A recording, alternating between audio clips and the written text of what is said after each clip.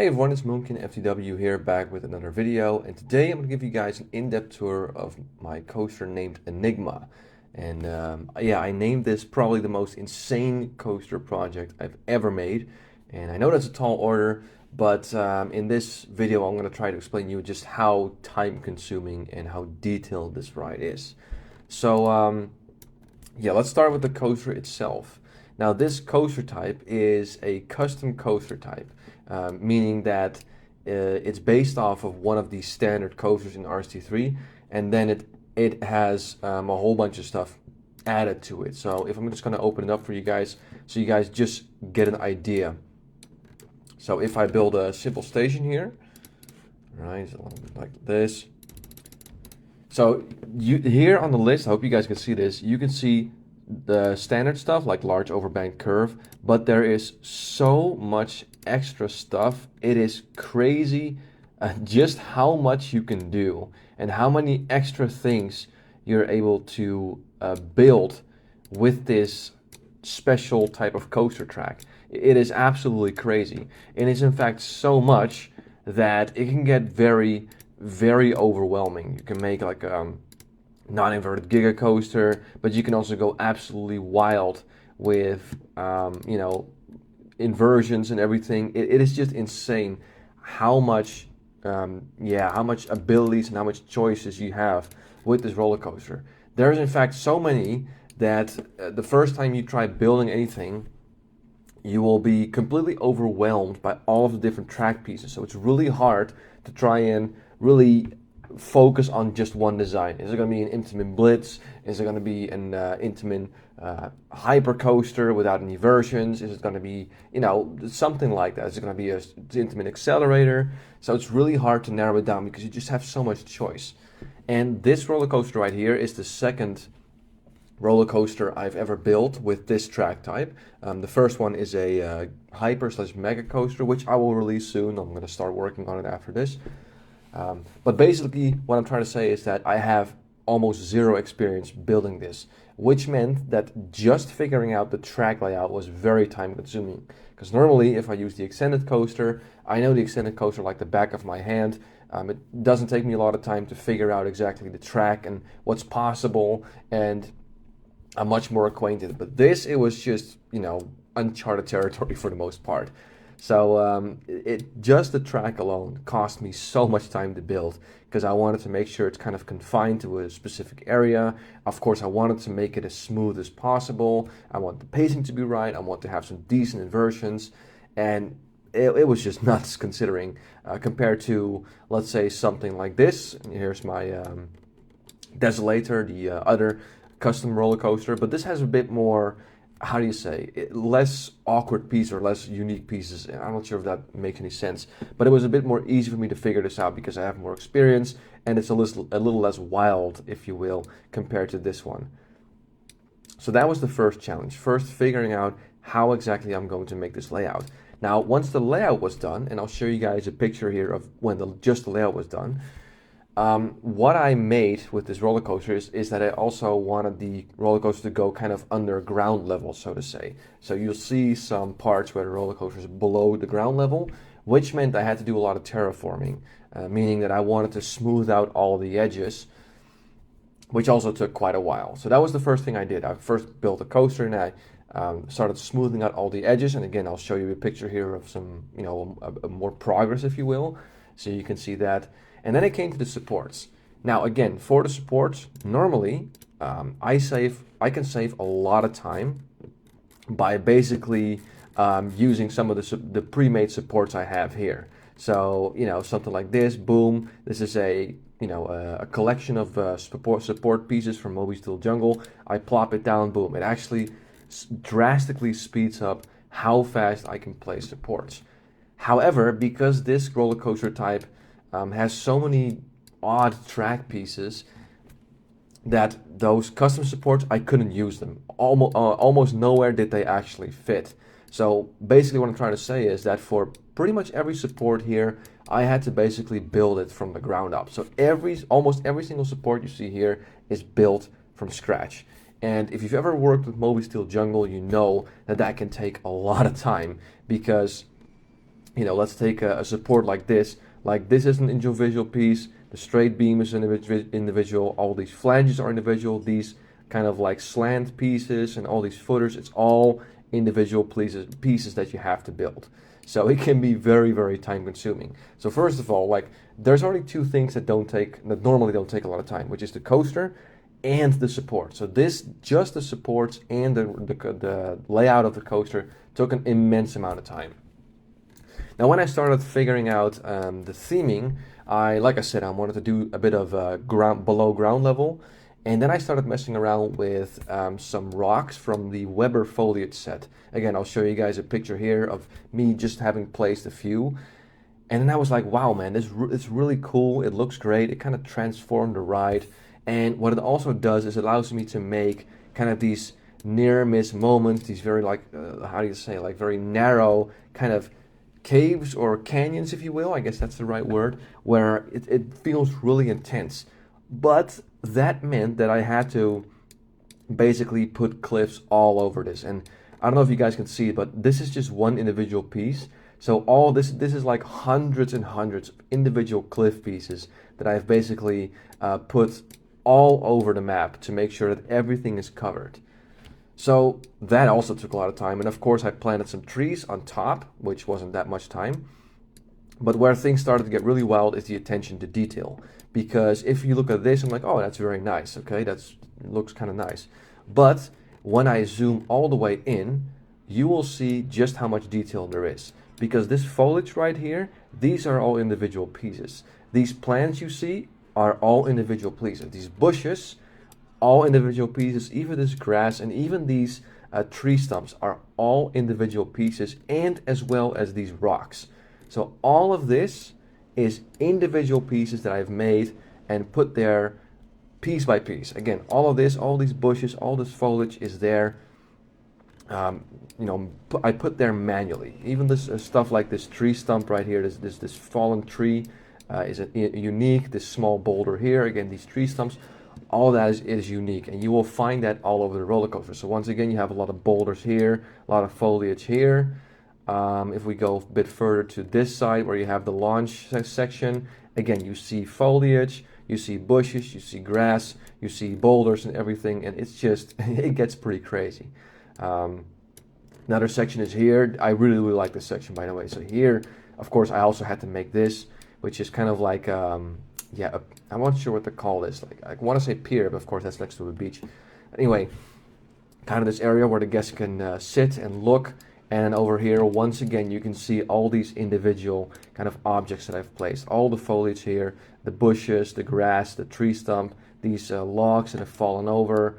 It's just nuts. Look at this again here. So if you're riding this, you really don't see it a lot because it's just fast paced. Of course, you're going to miss some of the stuff.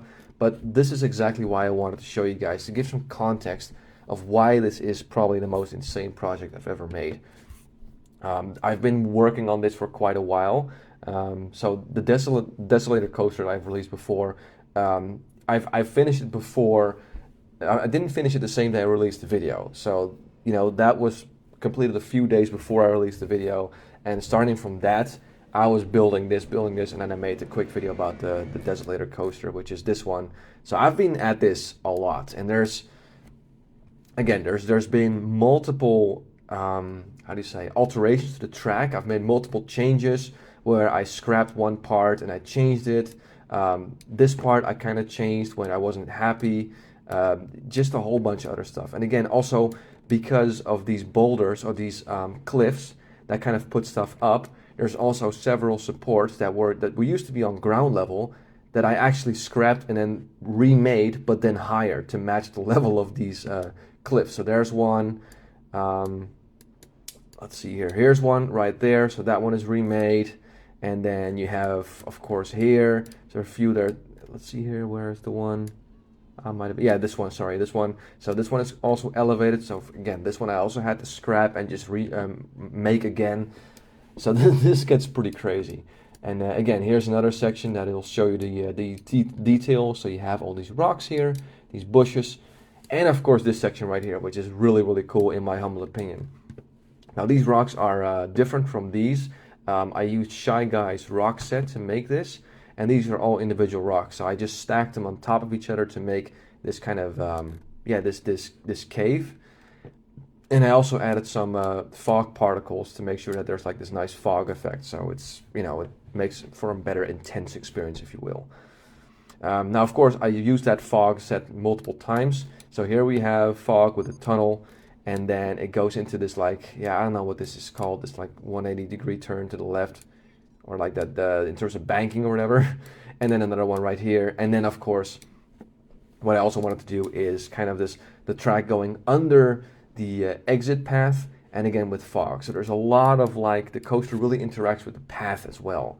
So it's just, again, this is, I hope it's kind of clear now why this is one of my most insane projects, because, you know, just the coaster took a lot of time, the supports took a lot of time, because again, many of the pre-made designs that I have don't work.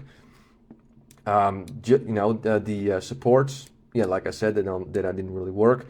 The amount of detail I put into the ride with all this foliage, putting all these rocks and all these cliffs in place with all these trees to make sure that it all kind of lines up in terms of scenery. So it's just been crazy. So one final thing I want to show you guys, let me just save this real quick, is the track pieces, and then you can really see just how many custom stuff there's in here. So here we're starting off with just simple straight pieces, nothing too fancy. And then here we have, you can see here, because as soon as it has like this question mark or the circle, it means it's not a stock piece. So this is a unique piece that is kind of unique to this roller coaster. So we have this overbank turn, but you can see this is actually more than 45 degrees. This is like, I don't know, 70 degrees or something like that. Or not 90 degrees. This is like 120 degrees or something. Then it goes into another unique piece, which is an overbank turn, but it goes diagonal, so we end up diagonal. Then we have this big half loop, again diagonal, into a 0G roll, like a half part of it. So this is kind of like an reverse Immelman or something like that. I'm not sure what to call this. Then it goes into a few standard pieces, you know, just from straight to from steep to flat. Now we have this, again, I'm not sure what to call this, like a giant just 0G roll or something like that, or dive loop or whatever, into another overbank turn. Again, you can see that this is past 90 degrees. This is like 120 or something.